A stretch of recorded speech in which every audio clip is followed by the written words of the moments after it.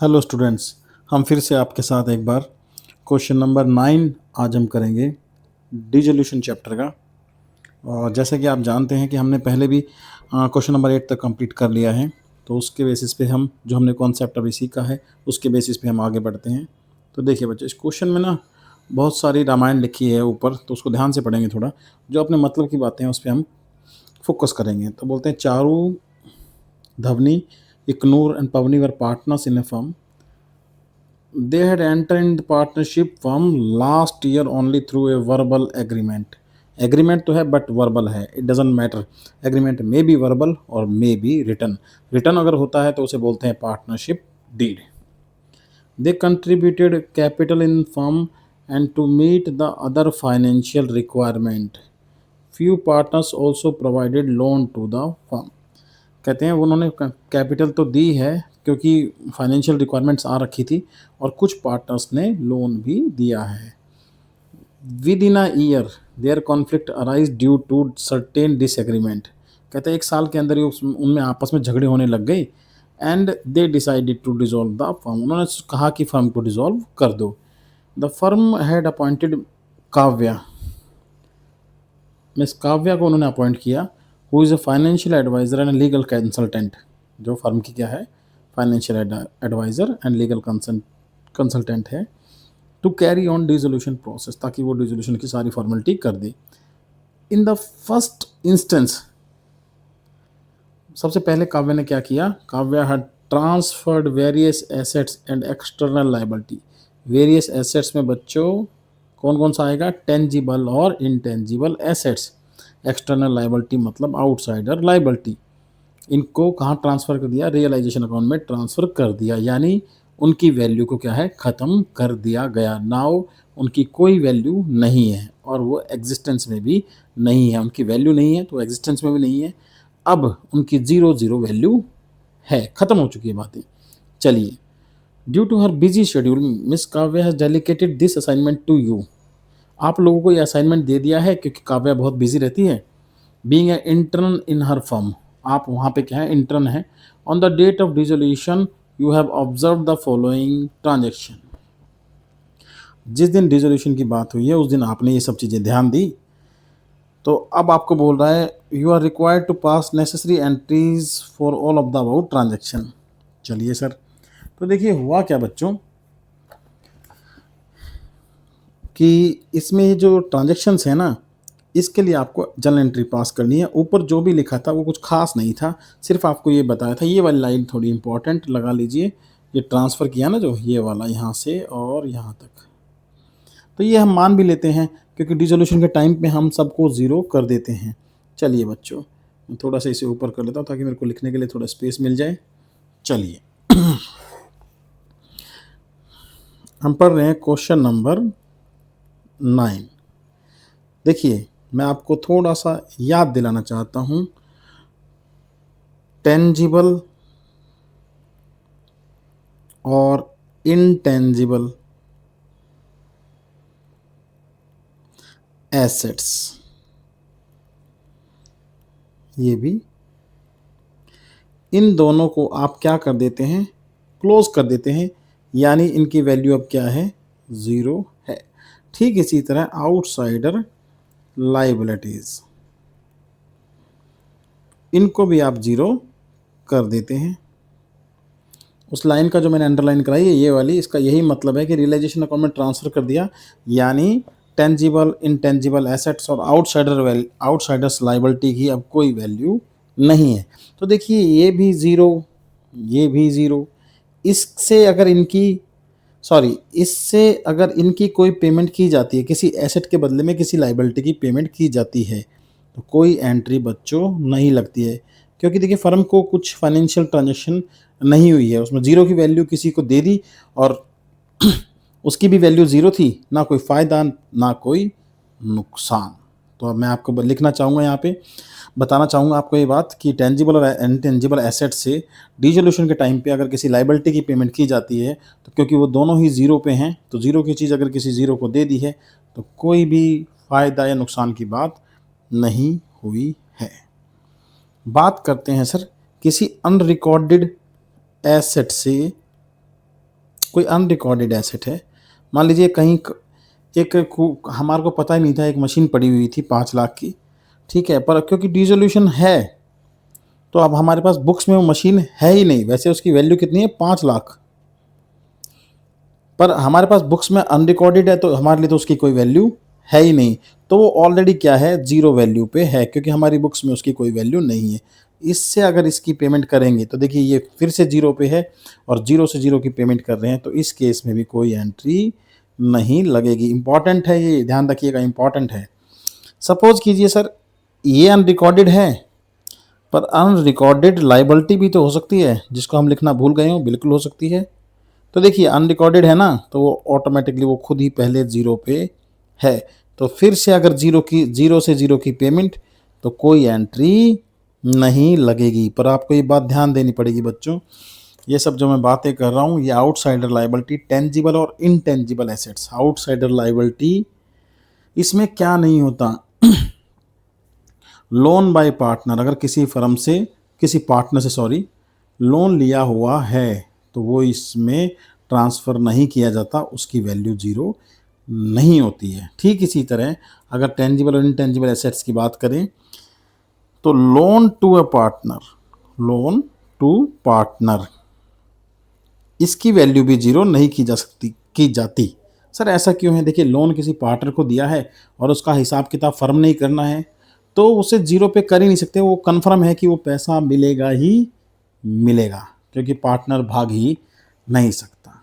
और loan by partner को, ठीक है, इसको पेमेंट करनी पड़ती है इनके बाद, क्योंकि जो ये एसेट सारे बिकेंगे इससे पहले, सबसे पहले फर्स्ट क्या होता है, लाइबिलिटीज़ की पेमेंट होती है, ठीक है, उसके बाद सेकेंडरी होती है इसकी, थर्ड कुछ बचेगा तो उसकी बात करेंगे। उस टाइम क्या होगा, ये फर्स्ट सेकंड और थर्ड क्या होगा, कैपिटल की पेमेंट की जाएगी। चलिए छोटा सा कॉन्सेप्ट था जो मैंने थोड़ा समराइज करके आपसे साथ डिस्कस किया। देखिए अब एंट्रियां लगाने का समय आ गया है। तो देखिए पहला पॉइंट है धवनी लोन। आपको बच्चों ये ध्यान रखना, धवनी कौन है, सर पार्टनर है। देखिए उसका ऊपर नाम लिखा हुआ है फर्स्ट लाइन में, धवनी पार्टनर है, उसने लोन दिया है फर्म को 50,000, was settled by paying 42,000। Sir Dhwani बाहर की नहीं है तो आउटसाइडर लाइबिलिटी नहीं है, तो इसका मतलब इसकी ज़ीरो वैल्यू नहीं है, तो इसको अलग से पेमेंट करनी पड़ेगी। तो आप लिखेंगे, मैं डी लिख देता हूँ धवनी की जगह, डी नाम से और कोई पार्टनर नहीं है। चलो बच्चों, डीज लोन अकाउंट डेबिट। देखिए 50,000 का उसका लोन था जो फर्म को पेमेंट करनी चाहिए थी, पर फर्म ने क्या कर दिया, सिर्फ 42,000 रुपये उसे दे दिए। तो टू बैंक अकाउंट, तो फर्म को फ़ायदा हो गया। फ़ायदा डिसोल्यूशन के टाइम पे रियलाइजेशन अकाउंट में रिकॉर्ड करेंगे। सर और कहीं क्यों रिकॉर्ड नहीं करते, बच्चों डिसोल्यूशन का समय है, अकाउंट्स क्लोज हो रहे हैं तो और कोई अकाउंट ओपन नहीं करेंगे। चलिए सर ये बात आपको समझ में आ गई होगी, आई होप सो। सेकंड की बात करते हैं। चलिए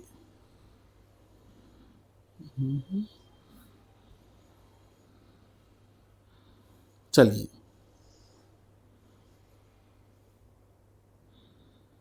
सेकंड की बात करते हैं बच्चों।